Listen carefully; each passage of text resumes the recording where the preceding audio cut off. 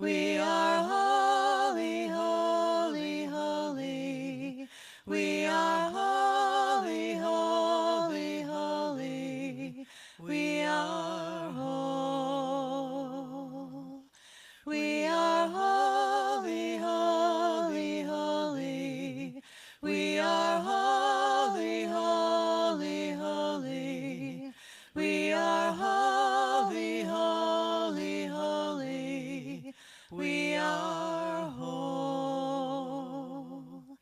We are whole.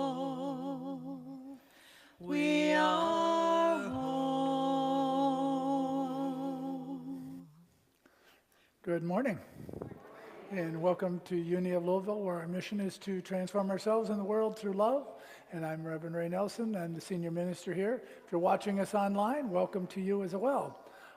We like to start the morning by acknowledging some of the people who are in service. We have Robert on our sound booth and Sonny monitoring our live stream. Thank you both. James on our PowerPoint. We have our ushers and our greeters. Alex Rolleder is going to be doing our daily word. And we are blessed. Well, I'm blessed because I don't have to do anything today, but we're blessed because the Troubadours of Divine Bliss are here that do our music, our meditation, and our message. So Troubadours of Divine.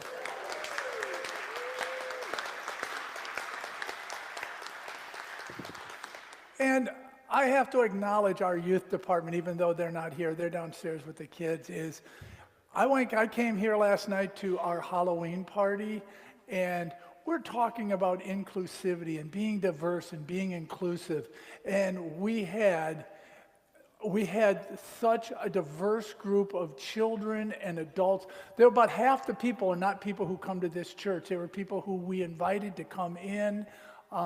Some of the homeless families came in with their kids, so they got to have a Halloween. And then we had a haunted house, so I got to listen to the squeals of the kids, which was fun. And I got to tell this one story of a little boy. And they got some gifts, and they had like vampire teeth. And he came up to a little girl about 2.5, and he went, "Urgh," and she got scared. And he took his teeth out, and he took the hat off, and he went, "No, it's me." And he went.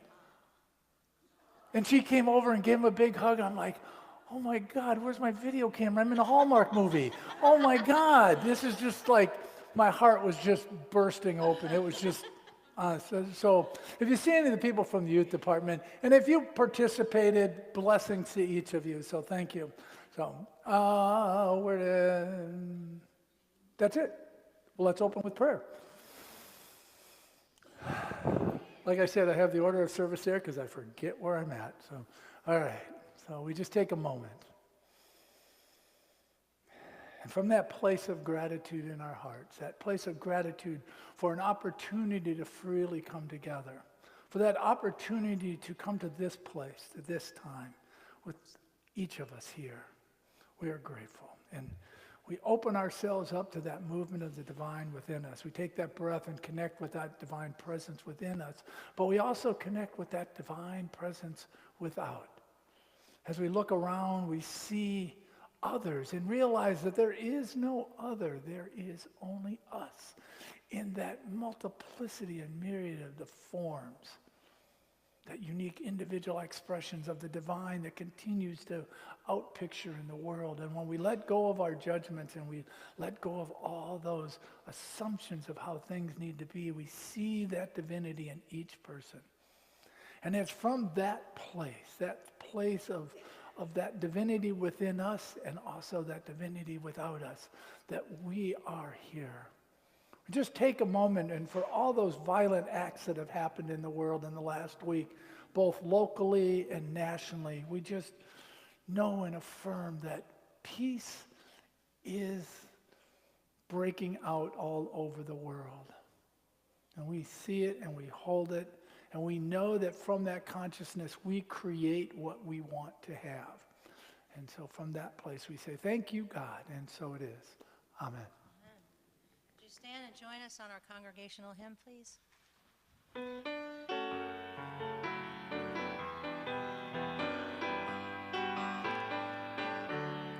I release and I let go. Let the Spirit run my life, and my heart is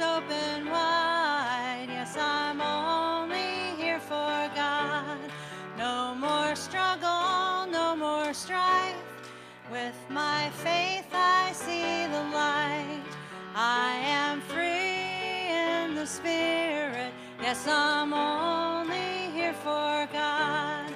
I release and I let go. Let the Spirit run my life. And my heart is open wide. Yes, I'm only here for God. No more struggle, no more strife. With my faith I see the light.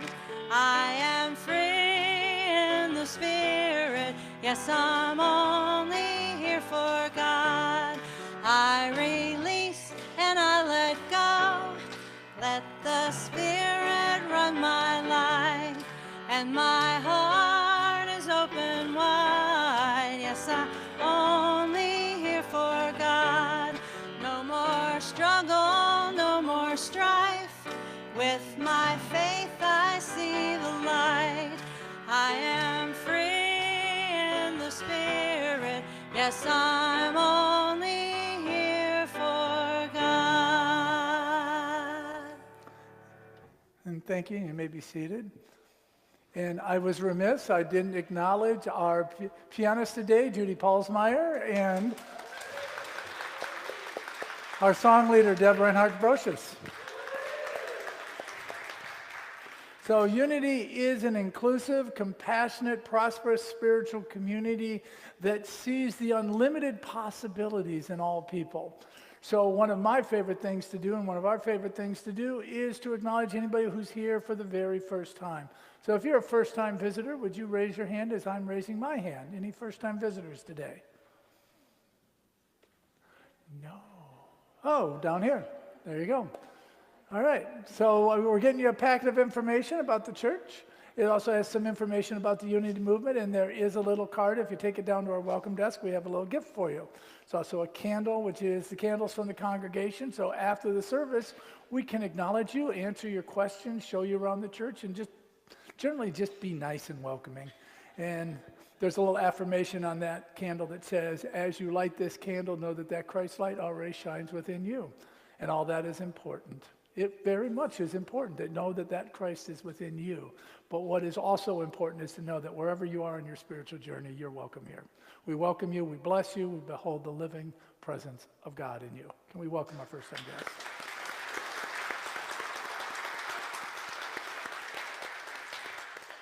And as that inclusive community and welcoming community, we also like to greet each other. And we can do that in a variety of ways. We can do it with a handshake. We can do it with a hug. We can do it with a wave or a blessing. But let's let the other person be in charge of their body and ask before we hug. Let's greet each other.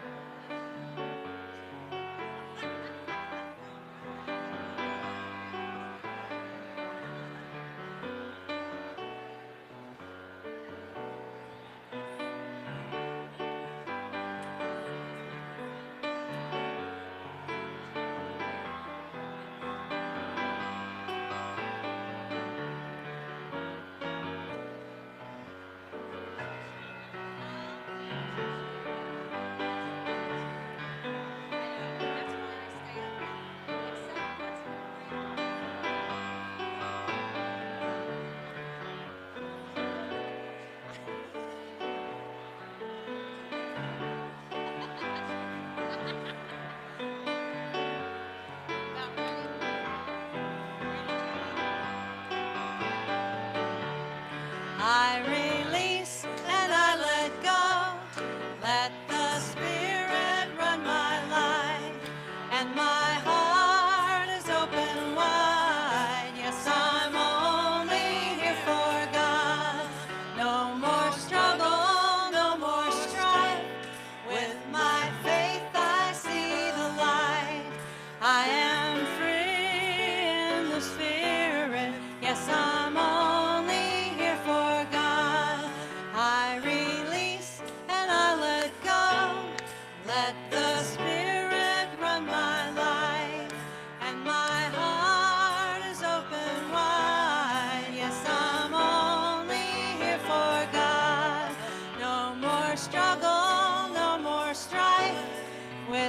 By faith I see the light.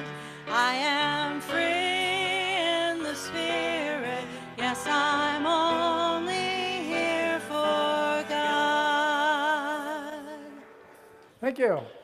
And thank you. And you may be seated. And we always like to anchor our service with an affirmation. And for this series, we're using our affirmation of I got it, James. You're right on. So we're using our affirmation of inclusivity. So let's say this one together. Together. We practice inclusivity and create a world that works for everyone. And now as we move into a time of meditation, with the singing of the Lord's Prayer, know that there will be a time of silence as the oneness blessers and energy workers bless the gathered.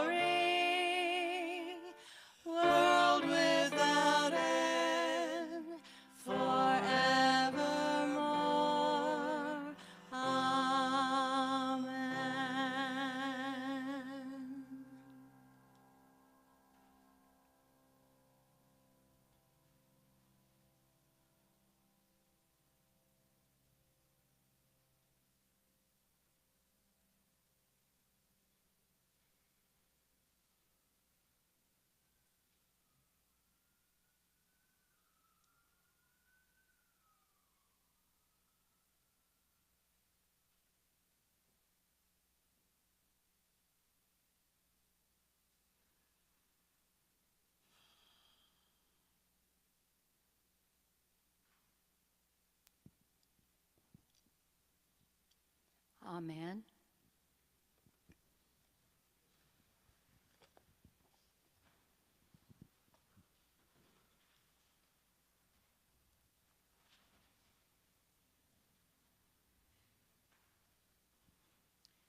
A reading from our daily word, Sunday, October the 28th. In the moment. I am grateful for the gifts within each moment.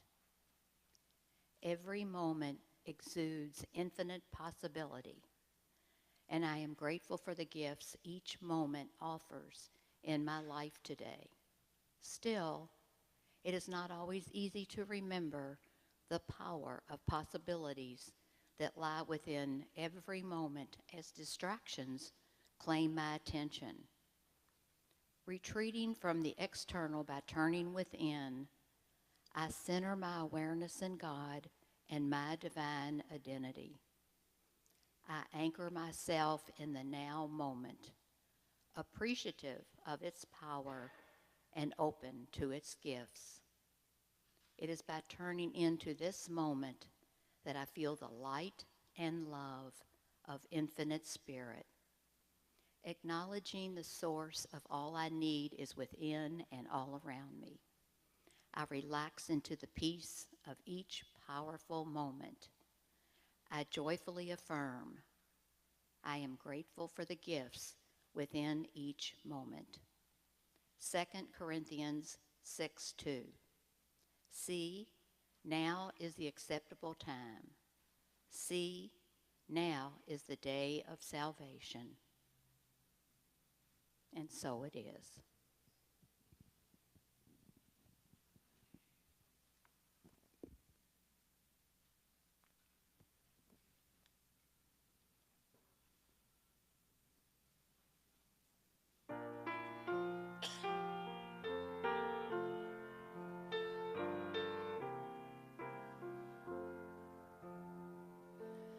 Make me an instrument, Lord, of thy peace, as I let go,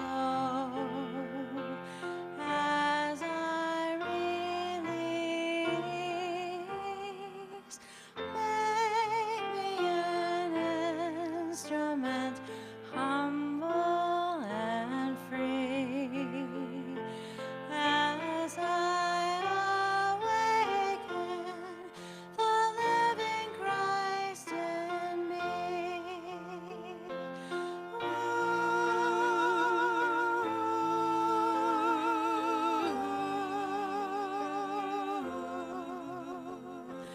As I awaken the living Christ in me.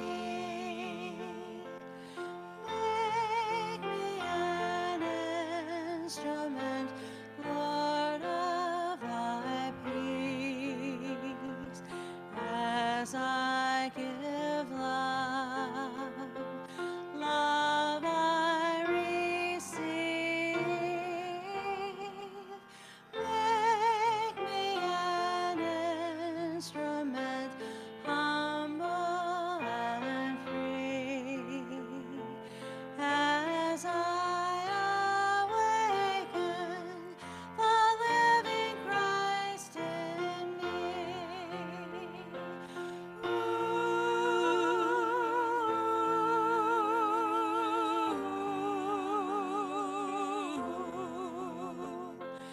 As I awaken the living Christ in me.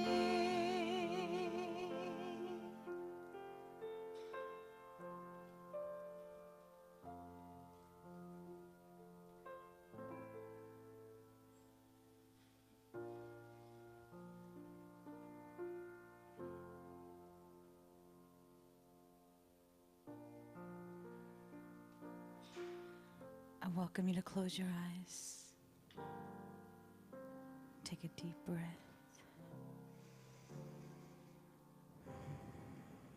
Nestle deep in your heart.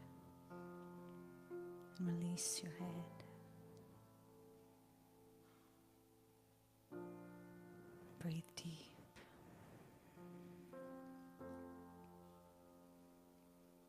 I've come into this world to see this. The sword drop from men's hands, even at the height of their arc of anger.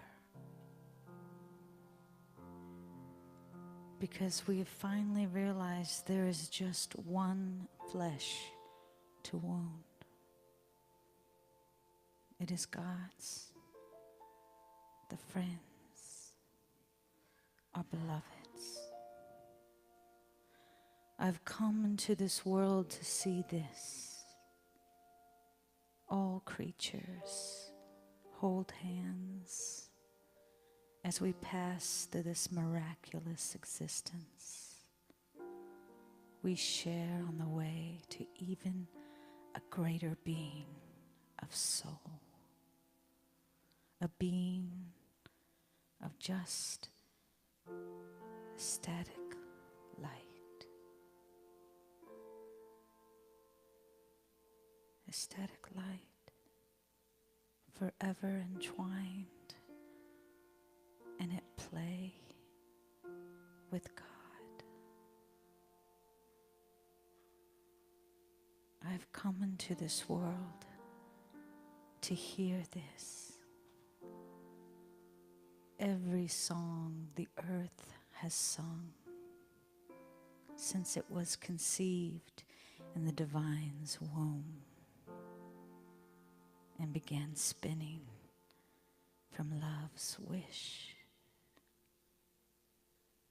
Every song by wing and fin and hoof. Every song by hill and field and tree and woman and man and child. Every song of stream and rock. Every song of tool and harp and flute. Every song of gold and emerald and fire. Every song the heart should cry with magnificent dignity to know itself as divine. For all other knowledge will leave us again in want and aching. Only imbibing in the glorious Spirit will complete us. I've come into this world to experience this. Humans, so true to love, so true to love. They would rather die before speaking an unkind word. People so true, their lives are love's covenant, the promise of hope. I've come into this world to see this. The sword dropped from humans' hands, even at the height of their arc of rage, because we have finally realized there is just one flesh we can wound. Because we have finally realized there is just one flesh we can wound. We have finally realized there is just one flesh.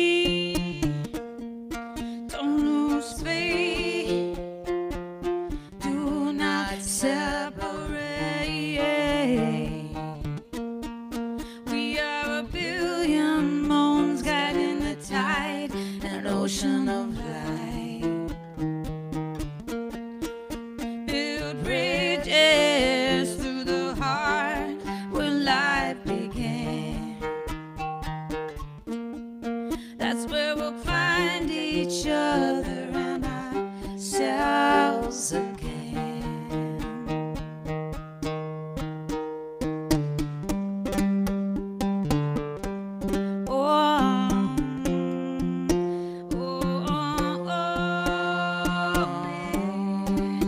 We are one.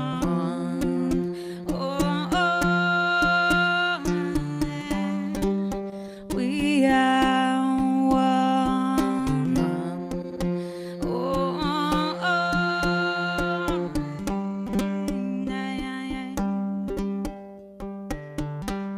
All these religions, one destination. All these rivers, one ocean. All these paths, one course. All these guys, one source.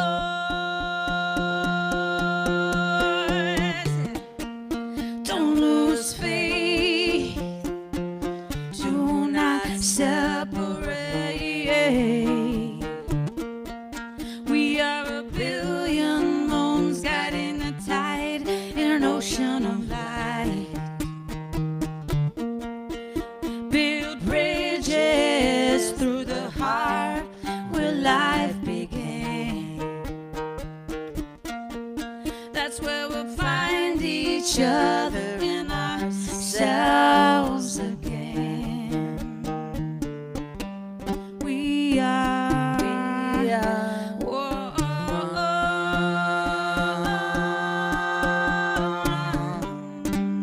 We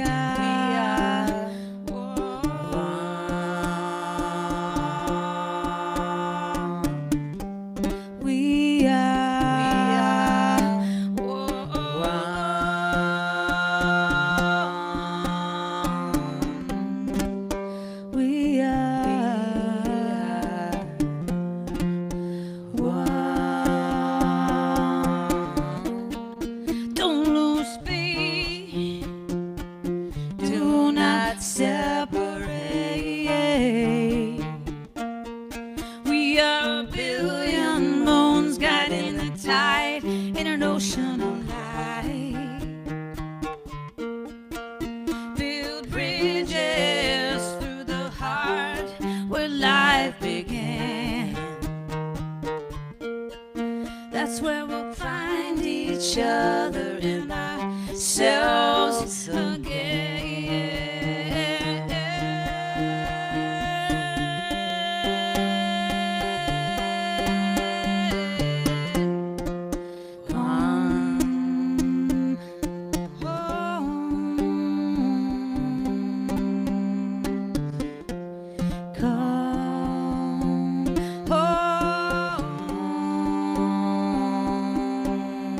We are one. We are one. One. Come home.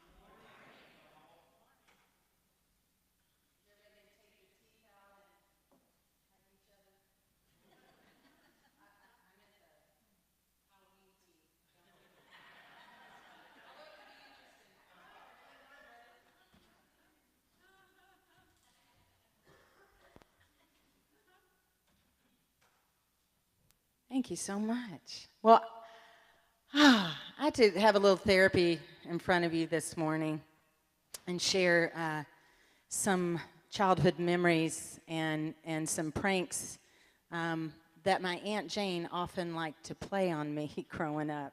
Amy knows the need for the therapy right now, telling these stories. So Aunt Jane, she was kind of this guru trickster as I look back on her now. A lot of tough love teaching. And her first prank my earliest memory of a prank that she played on me involved 2 big knives. And that's already disturbing, I know, but ultimately it had a positive lesson in there. So she put 2 large knives in my hands, and she sat me down on the floor, and right where I was sitting between my legs there, she poured water, and she told me to chop as fast and hard as I could, and then she said, "Do you think I can dry up this water while you're chopping?" I was like, "Impossible, no!" And I was chopping harder and faster, and she grabbed my ankles and pulled my bottom right across the water and dried up every bit of it. Yeah. Another time, my cousin and I were just standing there playing as cousins do, and she pulled a hair out of each of our heads, and she put it in a bowl of water, and she said, "We're going to have us a hair fight." Like that was, something that happens often. And she's like, "Who's going to be the winner?" And of course, I'm thinking, I want to be the hair victor, and, why? I don't know, just wanted to win. So she put the hairs in there, and we're looking in there, and it's like, they're just pieced out, and they're kind of laying there. And I'm like, "Aunt Jane, nothing is happening. There's zero happening here."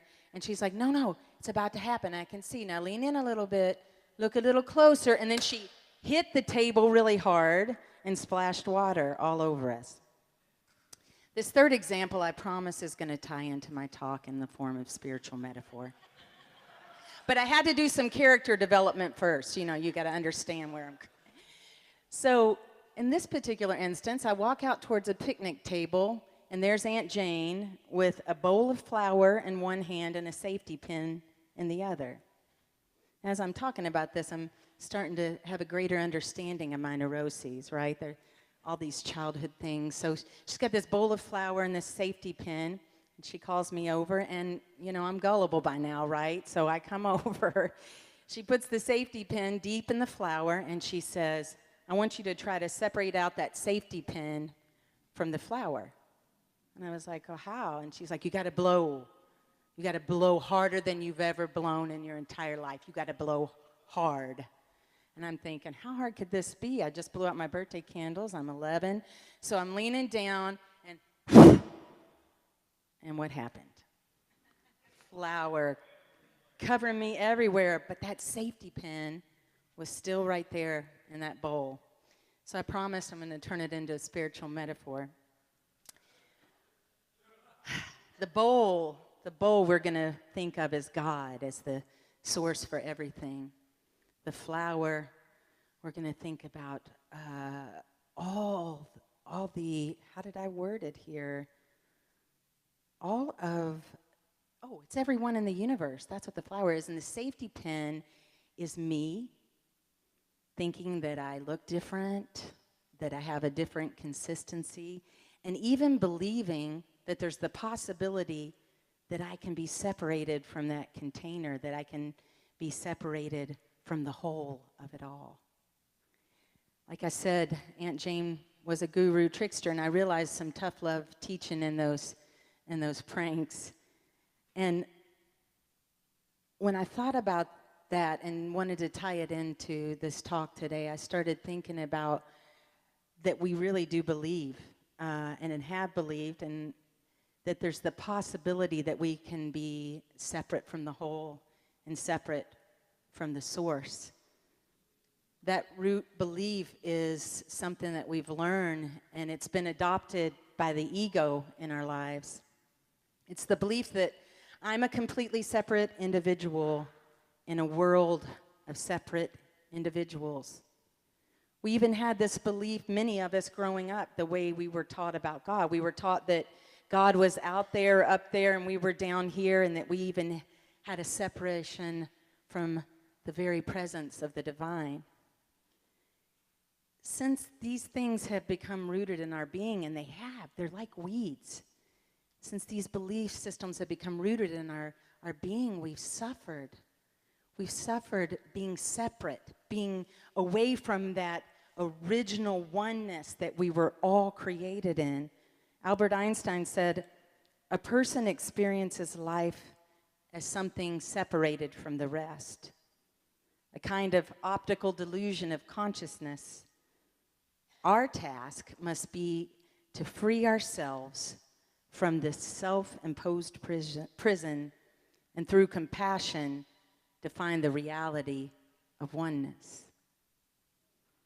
It really is a self-imposed prison even if we were raised with ways that we were taught to think of people differently and separate ourselves, even if we were taught to believe that God was not within and God was outside of us, even if we were taught all these things and we still have held on to any bit of it, we're in a self-imposed prison, and that in our lives can only be escaped with the key of compassion. And I think that's what Albert Einstein was trying to say there. We have to awaken back into our original oneness.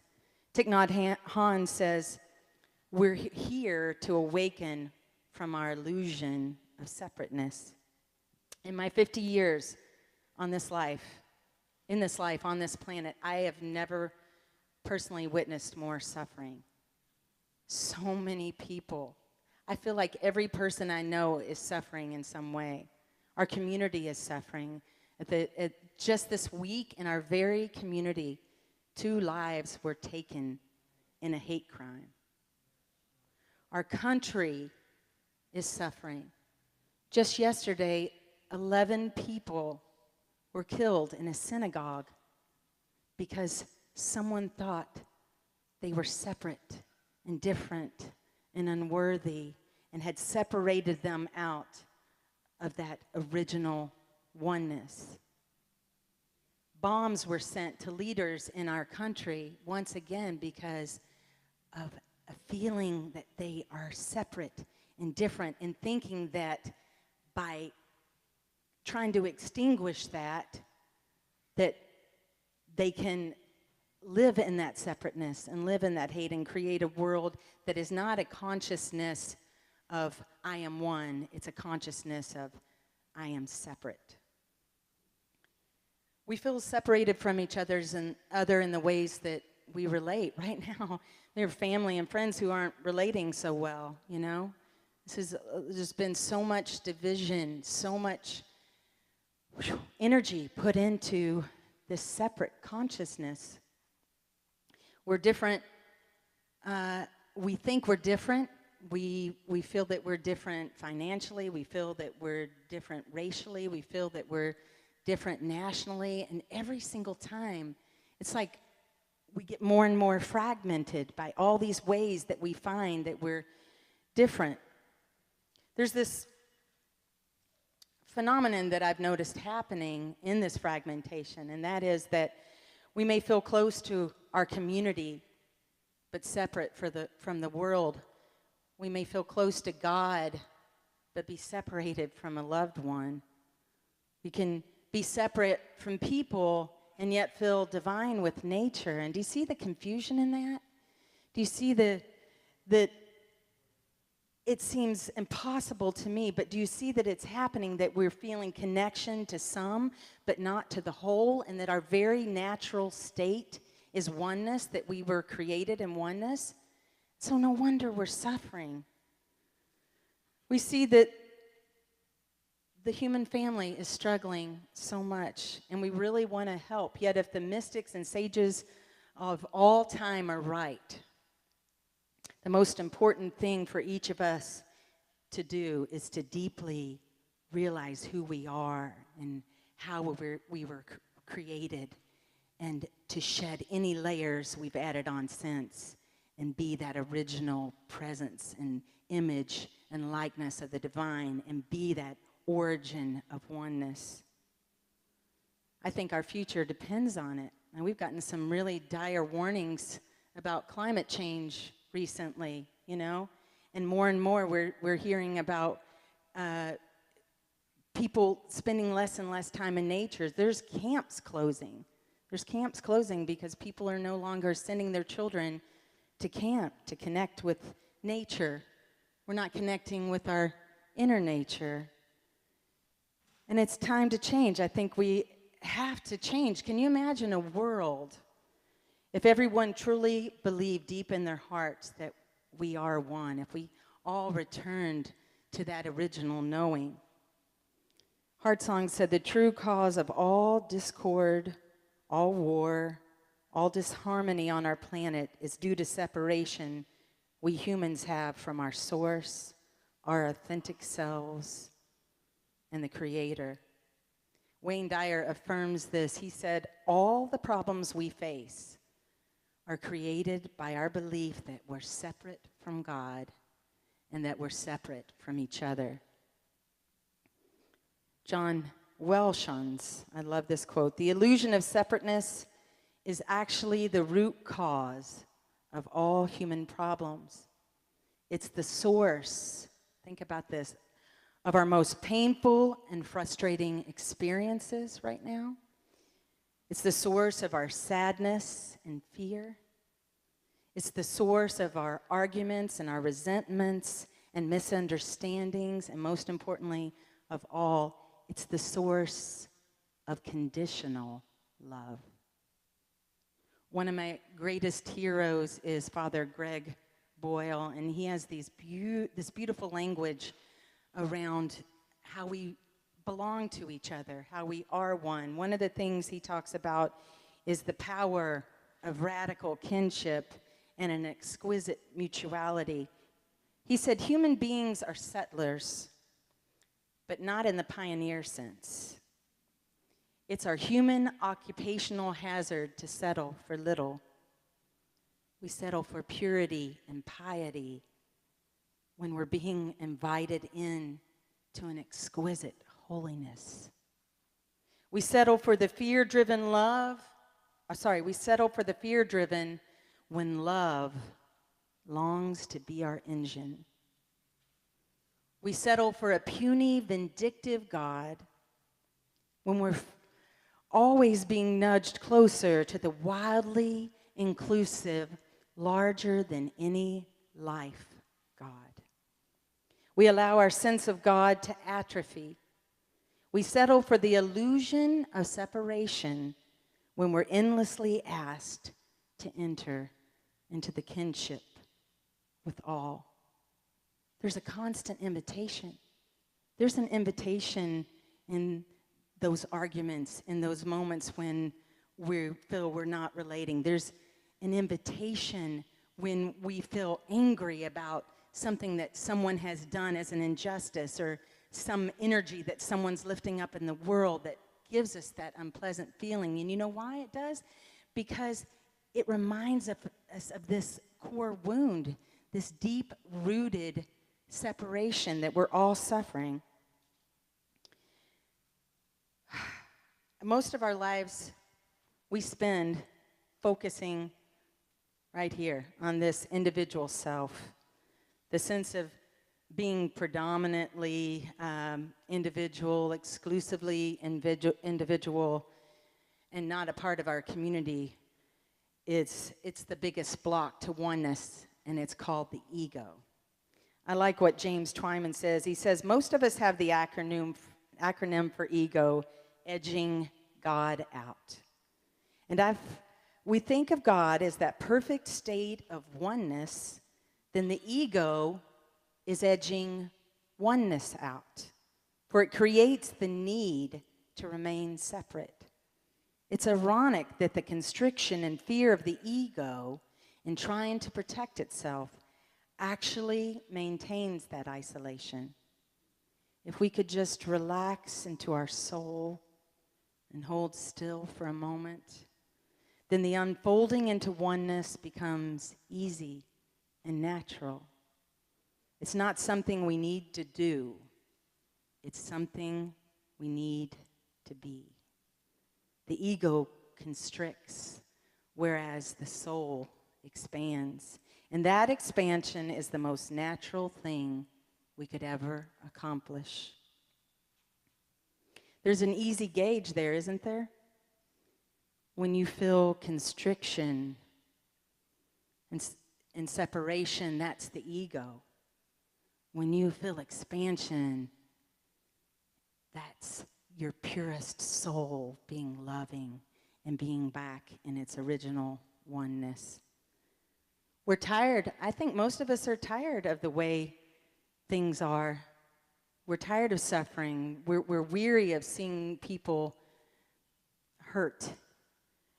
Hafez says, for your separation from God, from love, is the hardest work in the world.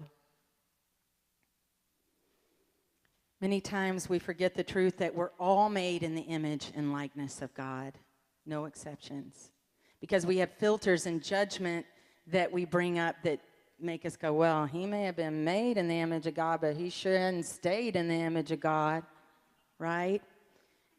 But there's no doubt in my mind that every one of us has the same original origin, that we are all made in the image and likeness of God. When we don't remember this, as I've said, there's pain and suffering. Every Sunday here at Unity and every service, what do we say? There's one presence and one power in the universe and in my life, God, the good, omnipotent. We are one presence. We commit ourselves to that here in word, and our words and actions have to match. Our very existence on this planet depends on it. And I know this is heavy to carry, but I know there's heaviness in our hearts. We have the opportunity to talk and connect with so many people, and I know the pain and suffering that we're going to, and we have to speak to it because we've done all this spiritual work. And what if the reason that we're actually here is to realize this oneness, is to realize that we are one presence and one power in this universe? I think Aunt Jane, I feel like I need a little relief here. So I think Aunt Jane was trying to be a tough teacher and teach me a little bit about separation when she put my fingers through that door hinge side of the door and walked around to the other side and put an egg in there and then said, I want you to try to get that egg through that door in the crack. I'll be back in a little bit. Now don't drop that egg on Grandma's floor. And she left me there in oneness with that egg for nearly 30 minutes. Oh, Aunt Jane.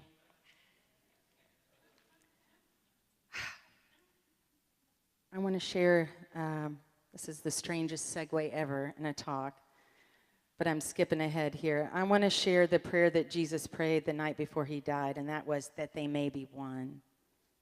That they all may be one, as thou, Father, art in me, and I in thee, that they also may be one in us. Mystics and lovers, they're drawn toward a love in which there is no you and me, and the only thing that exists is love itself. The Sufis call this process being called into the tavern of ruin, and it's this place where we're willing and we give the prize of our life to just have everything else knocked away until we're made empty of everything except divine love. I ask you this morning if you're ready to be taken into the tavern of ruin. You know, so many times we bow to the idol of ourselves instead of bowing to that divine spark that we share with each other. We're all familiar with the Indian greeting, or most of us, namaste, which essentially is that, bowing to that divine spark that we share. And sometimes our greetings aren't like that. When we're bowing to the idol of ourself, our greetings sound a little bit more like this. I could bow to the divine in you, but no, I'm going to stay right here. I could bow to the divine in you, but no, I'm going to stay the way I am. I could bow to the divine in you, but no, I'm going to stay comfortable. I could bow to the divine in you. No, I'm going to stay all by myself. The Mayan tradition has a similar greeting, and it's so close to what my heart feels, and it is in Lakesh Alakin, which means I'm another yourself. In the modern translation, in its original translation, it meant actually, I am you and you are me. Cynthia Bourgeau said, one of the most familiar Jesus teachings is love your neighbor as yourself. But we almost always hear that wrong. Love your neighbor as much as yourself. And of course, then the next logical question becomes, but I have to love me first, don't I, before I can love my neighbor? If you listen closely to Jesus, however, there is no as much as in his admonition. It's just love your neighbor as yourself, as a continuation of your very being. It's a complete seeing that your neighbor is you. They're not two individuals out there, one seeking to better herself at the price of the other or to extend charity to the other. They're simply two cells of the one great life, each of them equally precious and necessary. And as these two cells flow into one another, experiencing that one life from inside, they discover that laying down one's life for another is not a loss of oneself, but a vast expression of it, because the indivisible reality of love is the only true self. Would everybody mind to stand for a moment if you're able?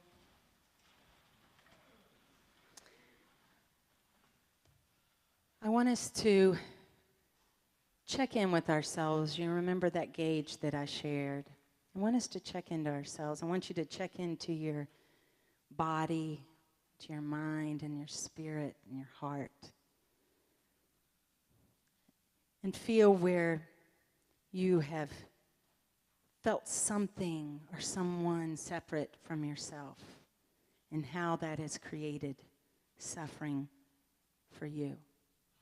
And I want us, as this one, to recognize right in this moment when I ask this question, what happens?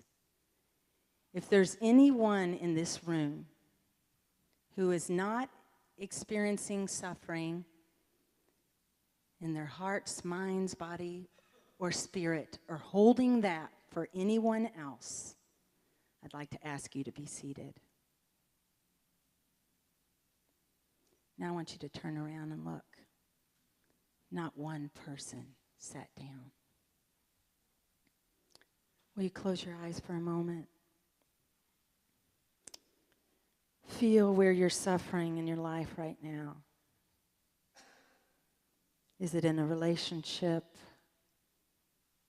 Loss of a loved one? Is it in a part of your body, your mind, or your spirit that needs to be reunified and reunited with the whole? I want us to hold here for a moment how we've viewed as separate this person, these persons, this part of our body, this part of our mind, or this part of our spirit. How have we viewed as separate this thing that you're feeling? And how have we dishonored it as other? I want you to feel deeply here in this moment, in the peace of this stillness, and in the center of this oneness, with the purity of heart's intelligence that knows the wisdom of oneness, not with the eyes or touch. I want you to feel here in the peace of this that there is no place where I start and you begin. that there is no boundary between your cells and my cells when we're in this wisdom of oneness. Feel deeply that every part of this whole that you witness in this room is one with you and shares the same spiritual DNA. Feel just even the peace in this moment of how that suffering can disappear and be healed and restored in this wisdom of oneness and in this unity. Feel that there is no body, no person, no church, no city, no state, no country, no world, no other. Feel and know that there is only one power and one presence in the universe.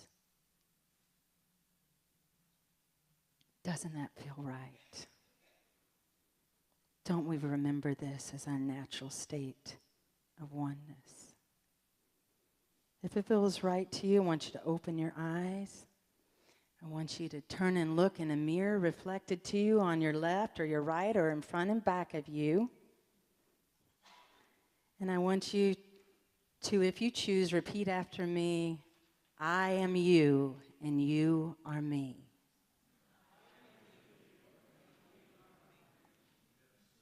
I bow to the divine spark we share.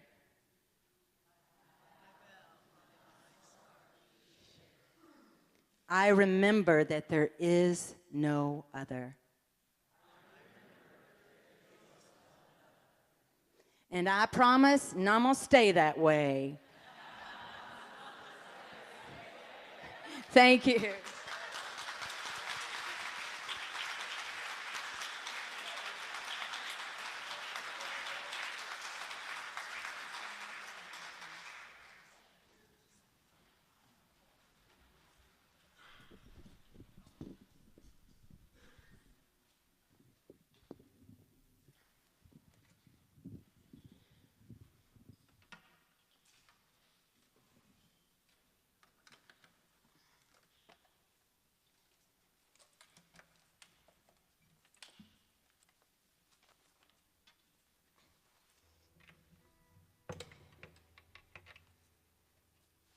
Wait till the clowns come out of the car. This is a whole setup we have going on.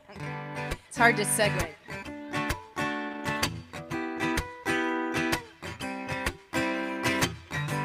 Yeah, lead 'em, Ray. I feel a change, it's true. Feel a change is coming for me and you. Though the path may be hard, it's a journey we must start in your heart. With love and the faith we can rise above in our soul.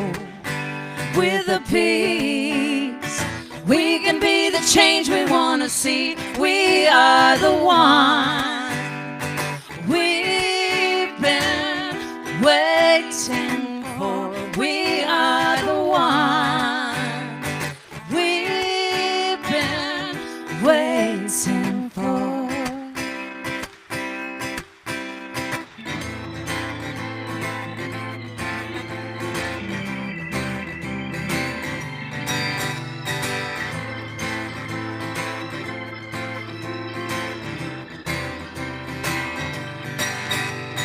No more judging by the color of our skin.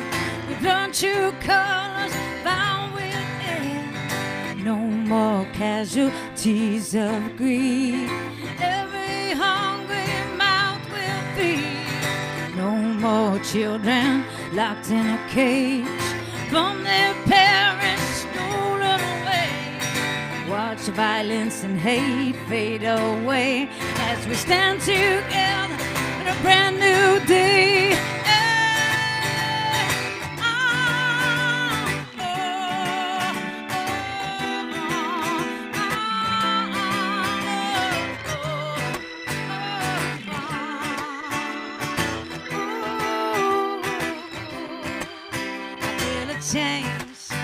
It's true, the change is coming for me and you.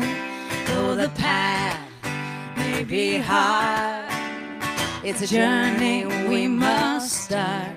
Must start in your heart with love and the faith we can rise above in our soul with the peace.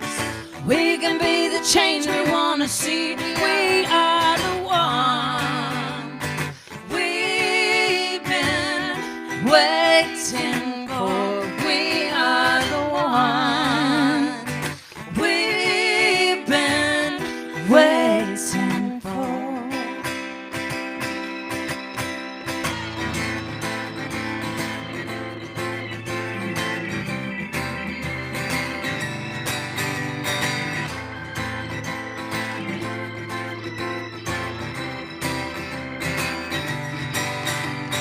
No more mountain tops anymore. We want it green and clean, cause oil is crude. No more Franken seeds or food shipped from overseas. Local farms harvest security. No more leaders will we elect. Let our commonwealth drown in neglect.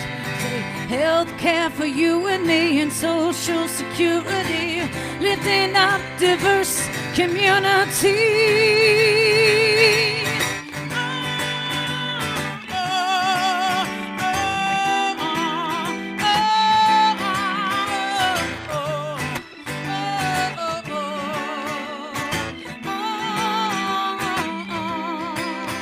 What began as a whisper it swelled into a chorus, cannot be ignored. It will ring out across this land as a hymn to heal this nation and repair this world again. Oh, I feel a change, it's true. Feel a change is coming for me and you. And though the path may be hard, it's a journey we must start. Must start in your heart with love and the faith we can rise above in our soul with a peace. We can be the change we want to see. We are the one we've been waiting for. We are the one we've been waiting for. I feel a change. It's true. The change is coming for me and you. Let's get together and feel we must start. We sing it with us. Start in your heart. One love, one heart. Let's get together and feel alright. Everybody. One love, one heart. Let's get together and feel alright. One more time. One love, one heart. Let's get together and feel alright. I lied, that was so good. One more time. One love, one heart. Let's get together and feel alright. I feel a change, it's true. The change is coming for me and you.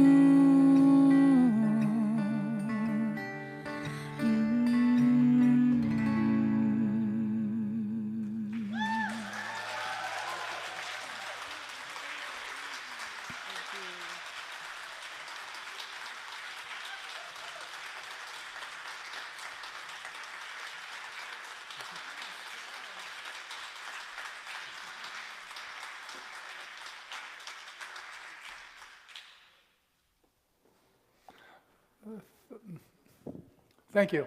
I was trying to think of something inspiring, but I'm kind of redundant right at the moment, so thank you.